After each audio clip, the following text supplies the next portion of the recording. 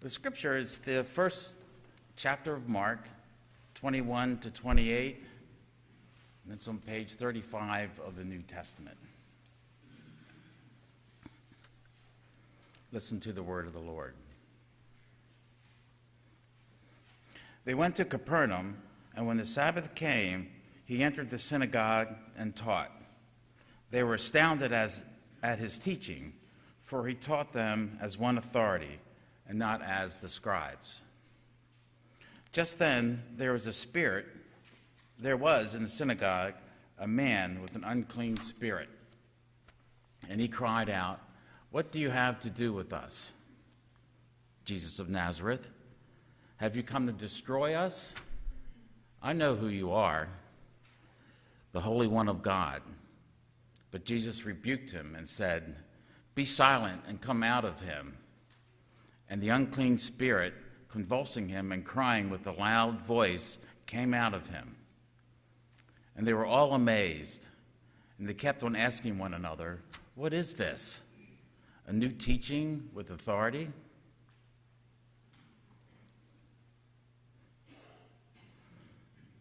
He commands even the unclean spirits, and they obey him. At once his fame began to spread throughout the surrounding region of Galilee. The word of the Lord. Thanks be to God.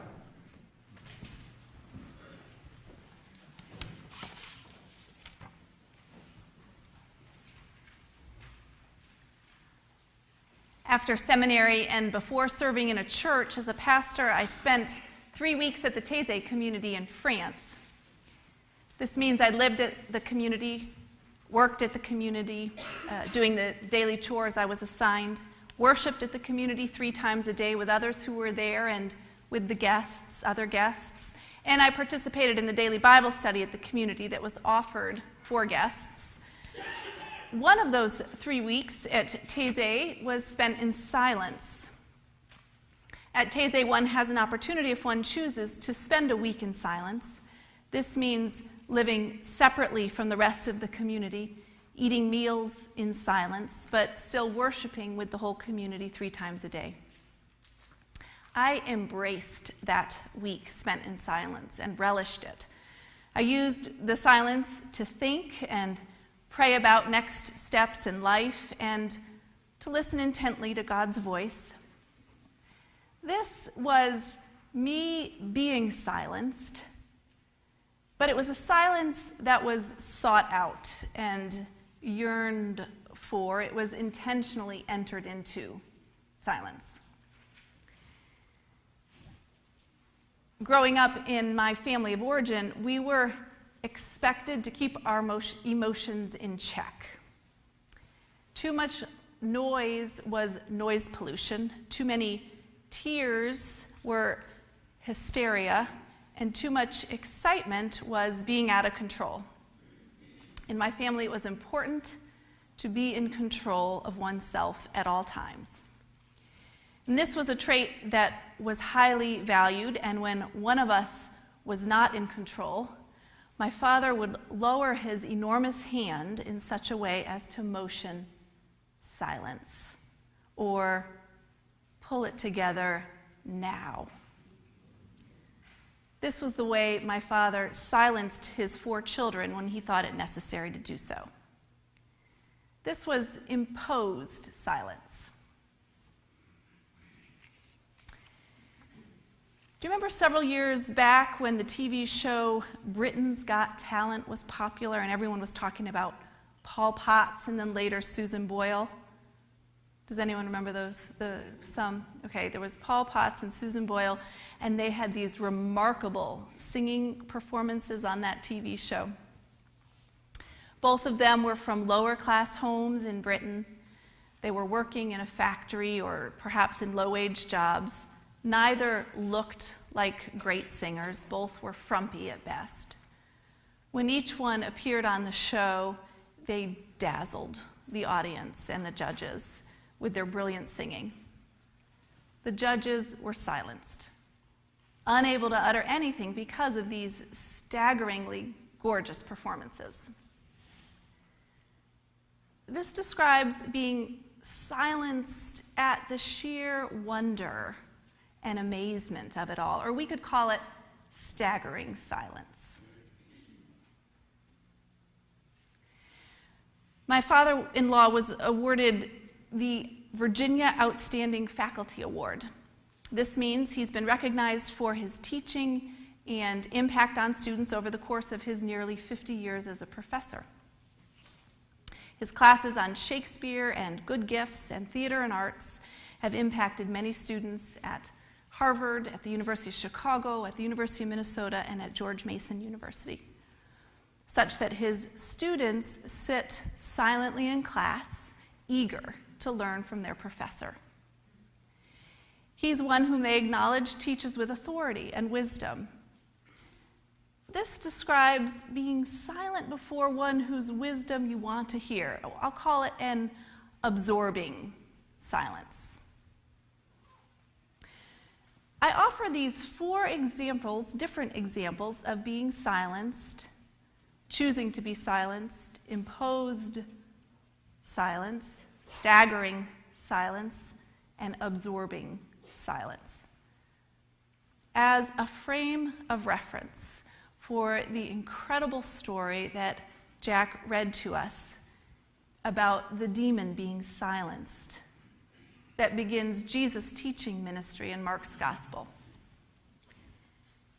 Not only was the demon silenced, but also the onlookers were staggered into silence by one who taught with authority.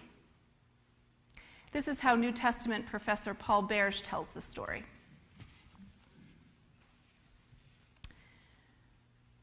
Were you at the synagogue in Capernaum today? I wasn't sure I saw you, so I'll tell you as clearly as I can what happened.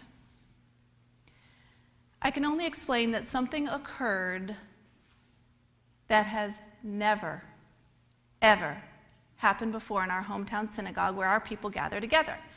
What took place is unlike anything our rabbis have instructed us in over the years. This was far beyond their teaching and authority.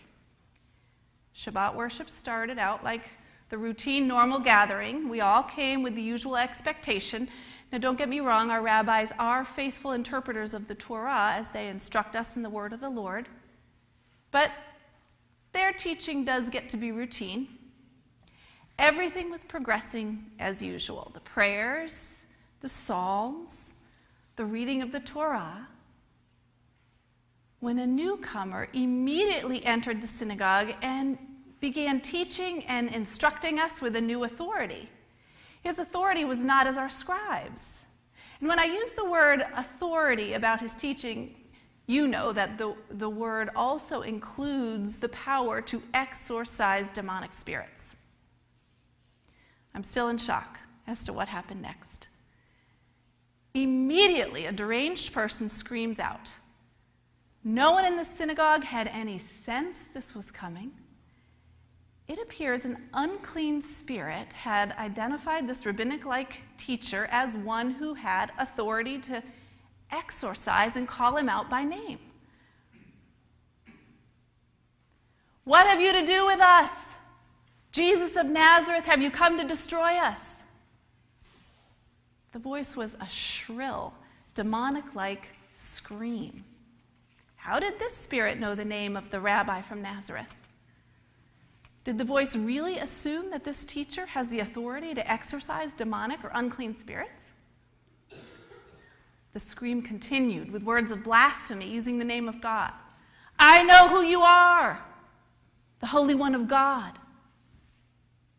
With this,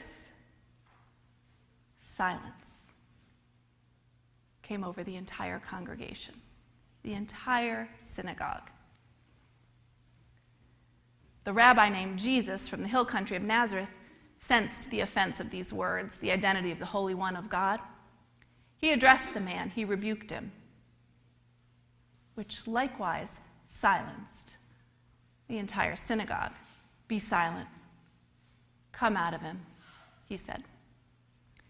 What occurred next was a demonstration I've never witnessed before. The man was writhing on the floor like he was in conflict with what was possessing him. Then a voice cried out with the same shrill scream.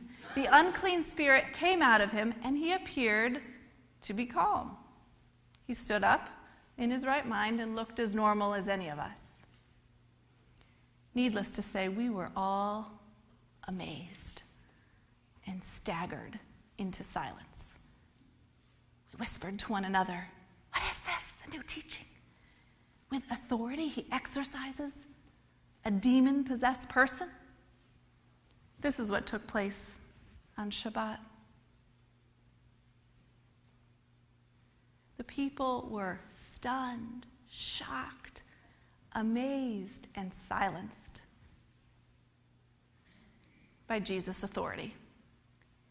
The spectacle in the synagogue was one that created quite a stir. The unclean spirit within the man recognized the authority of Jesus and cried out, and Jesus, by a simple command, "Be quiet, come out," silenced the demon. Out of the man it came. To our modern ears, this is an odd tale. We don't normally use that terminology, demons. Are there demons in our church?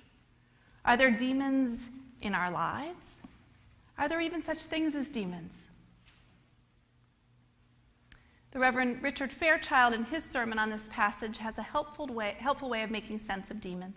He writes, "In ancient societies, it was believed that people were possessed by demons that took over their lives and made of them a living hell. Today, people are possessed by lusts and addictions, by all kinds of things that have the same result. Something else controls them and makes their lives unmanageable, unbearable, unpleasant in the extremes, a living hell." What are the demons that are out there today? What are demons that need silencing today? There are many. And many of us are well acquainted with these evils that possess us. There is the demon of hate, the demon of revenge. There's the demon of human trafficking and the demon of pornography. Unbridled lust for power, uncontrolled greed, distorted ambition, fear, envy, deceit. These demons are all around us, and uncontrolled, these demons will destroy life.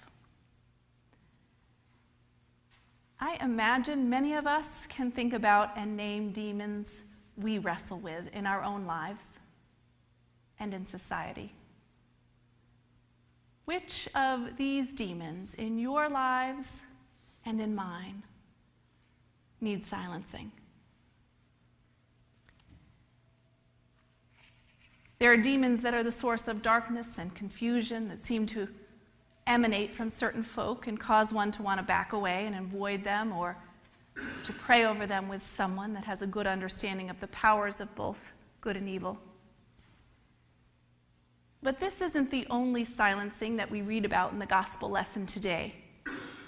The other silencing is the awestruck wonder of those who stand before the one who speaks with authority.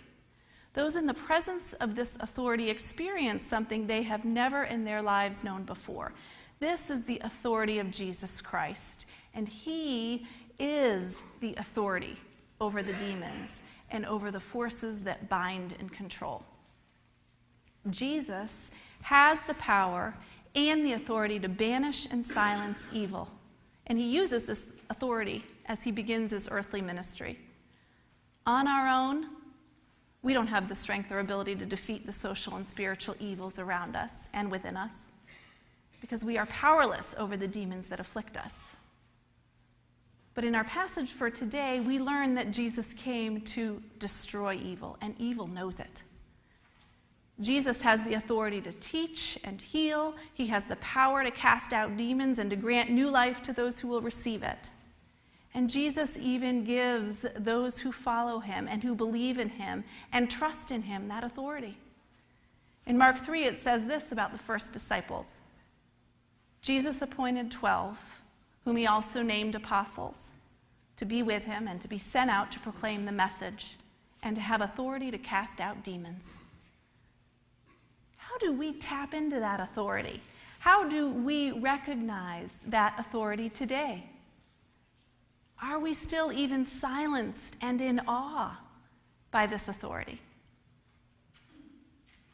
The British journalist and intellectual Malcolm Muggeridge explains it this way. He writes, "I may, I suppose, pass for being a relatively successful man. People occasionally stare at me in the streets. That's fame. I can fairly easily earn enough to qualify for admission to the higher slopes of the Internal Revenue. That's success. Furnished with money and a little fame, even the elderly, if they care to, may partake of trendy diversions. That's pleasure. It might happen once in a while that something I said or wrote was sufficiently heated for me to persuade myself that it represented a serious impact on our time. That's fulfillment." And he continues, "Yet I say to you, and I beg you to believe me, multiply these tiny triumphs by 1,000,000, add them all together, and they are nothing. They are less than nothing, a positive impediment measured against one drink of that living water Christ offers to the spiritually thirsty, irrespective of who or what they are." That's authority. Friends, we worship the one who teaches with great authority, who is authority. We stand in awe and wonder, silenced before the one who came to silence the demons that plague our lives. What needs silencing in your life and in mine? What do we need to silence in our church such that we can move forward in faithfulness? There are many ways that these demons can be silenced, but there is only one who is able to accomplish this silencing with authority. He is named for all to hear, the Holy One of God. And he is here. He is here at this table offering bread and wine for the spiritually thirsty. Jesus, the host, bids us come. We are invited to come to this table to drink from the cup of righteousness. We are invited to come to this table to eat from the bread of new life and kneel before the one who speaks with authority. Jesus says, "Be quiet, be still, and know that I am God." Silence in us any thought but your own, O God. For silently now we wait for you. Amen.